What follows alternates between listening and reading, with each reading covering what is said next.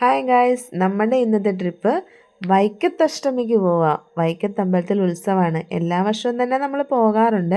ഇത്തവണ നമ്മുടെ കൂടെ അതിലും മാവയും വരുന്നുണ്ട്. അനിയൻ്റെ മക്കളാണേ. അപ്പോൾ അവരെ പിക്ക് ചെയ്യാനായിട്ട് നമ്മൾ പോവാം. അപ്പോൾ അവരുടെ വീട്ടിലോട്ട് പോകുന്ന വഴിക്കാണ് LLM ഹോസ്പിറ്റലിലെ കിടങ്ങൂർ. പിന്നെ നമ്മുടെ കിടങ്ങൂർ സുബ്രഹ്മണ്യ സ്വാമി ക്ഷേത്രത്തിൻ്റെ അടുത്തായിട്ടാണ് അവരുടെ വീട്. അമ്പലത്തിൻ്റെ വാതിക്കലാണ് നമ്മുടെ ക്രെയിൻ രണ്ടും പാർക്ക് ചെയ്തിരിക്കുന്നത്. അവരുടെ വീട്ടിലോട്ട് പോകുന്ന വഴിക്ക് വയലൊക്കെയാണ്. അപ്പം നമ്മൾ വിത്തൊക്കെ വിതച്ച് ഞാറൊക്കെ ആയി നിൽക്കുന്ന കാഴ്ചയാണ് ഈ കാണുന്നത്. അതിനുശേഷം നമുക്ക് അതുലിനെയും മാവേനെയും കിട്ടി. എല്ലാവർക്കും അവർ ഹായൊക്കെ തരുന്നുണ്ട് കേട്ടോ. അങ്ങനെ നമ്മൾ പോകുന്നത് മീനച്ചിലാറിൻ്റെ സൈഡിൽ കൂടിയാണ്. അപ്പം നമ്മൾ അങ്ങ് ചെന്ന് വൈക്കത്ത് ചെന്ന് വണ്ടിയൊക്കെ പാർക്ക് ചെയ്ത് നമ്മൾ കിഴക്കേ നടയിൽ കൂടെയാണ് അമ്പലത്തിനകത്തോട്ട് കയറുന്നത്. അപ്പോൾ അവിടെ ചെന്നപ്പോൾ നല്ല തിരക്കാണ്. 12 ദിവസത്തെ ഉത്സവമാണ് ഇവിടെ. 12 ദിവസവും നല്ല തിരക്കാണ്. 12ാമത്തെ ദിവസമാണ് അഷ്ടമി. അഷ്ടമിക്ക് ഭയങ്കര തിരക്കാണ്. നമുക്ക് ഈ പരിസരത്തോട്ടൊന്നും കുഞ്ഞുങ്ങളെ ഒന്നുമായിട്ട് അടുക്കാൻ പറ്റില്ല. കൈവിട്ട് പോയാൽ പിന്നെ കിട്ടാൻ പോലും പാടാണ്. അതുപോലെ തിരക്കാണ്. ഇവിടെ വരുമ്പോൾ നമുക്കൊരു പ്രത്യേക ഒരു സമാധാനമാണ് മനസ്സിന്. അമ്പലങ്ങളിൽ ഏതമ്പലങ്ങളിൽ ചെന്നാലും അങ്ങനെ തന്നെയാണ്. 13 ആന ഇവിടെ നിരന്ന് നിൽപ്പുണ്ട്. കുടമാറ്റമായിരുന്നെന്ന് തോന്നുന്നു. ഞങ്ങൾ ചെന്നപ്പോൾ കഴിഞ്ഞു. അപ്പം ചെണ്ടമേളം ആദ്യമൊക്കെ അവിടെ നടക്കുന്നുണ്ട്. ഞങ്ങളതെല്ലാം കാഴ്ചകളെല്ലാം കണ്ട് മക്കളുടെ കയ്യിൽ നിന്ന് വിട്ടുന്ന കൂട്ടം തെറ്റിപ്പോയെന്നാൽ പിന്നെ കിട്ടാൻ വലിയ പാട്. അതുപോലെ തിരക്കാണ് അവിടെ. അപ്പോൾ കുടകളെല്ലാം അവിടെ കുറേ നിരത്തി വെച്ചിട്ടുണ്ട്. ഒരുപാട് കളറിലുള്ള കുടകളുണ്ട്. കുടമാറ്റത്തിന് മുന്നിലായിരുന്നേ. കുടമാറ്റമെല്ലാം കഴിഞ്ഞു. കുടകളെല്ലാം ചെയ്ത് കണ്ടോ. എല്ലാം എത്ര കളറാണെന്ന് നോക്കിയേ.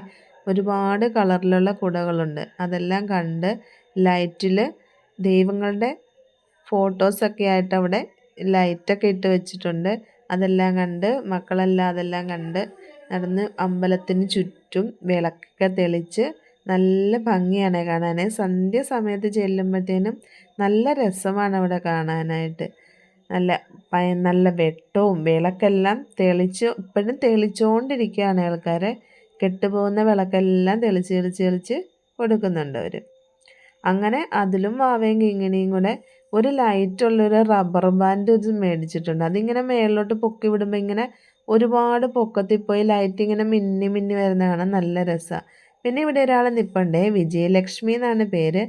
ആൾ ഓലയൊക്കെ തിന്നിങ്ങനെ രസിച്ച് നിൽക്കുക. അത് കണ്ട് രസിച്ച് ഞങ്ങളും കുറച്ച് നേരം നിന്നു.